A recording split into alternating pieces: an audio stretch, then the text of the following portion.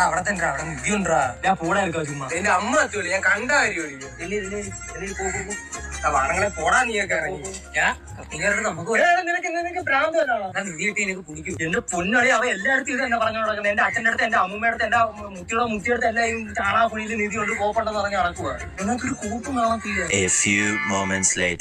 പിന്നെ അവന്റെ വാർത്തം കേട്ട് നിധി ഞാൻ കൊണ്ടു കളഞ്ഞിട്ടുണ്ട്. വലിയ നാട്ടൊന്നും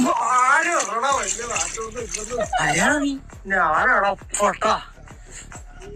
അതിനകത്ത പൈസ പോലെ ഞാൻ നിന്റെ അടുത്ത് അപ്പോഴേ പറഞ്ഞില്ലേ ഇതിനകത്തൊരു നിധിയുമില്ല, ഒന്നുമില്ല. കോളേജ് പൈസ കൊണ്ട് തീർത്താവും.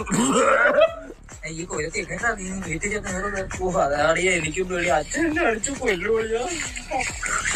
അടി അച്ഛൻ ഇല്ലെന്ന് തോന്നിയാട്ടാ. ഞാൻ പോയി വിളിച്ചിട്ട് വരാം. പെട്ടെന്ന് പൊളി നാളെ. അയ്യോ കാണാൻ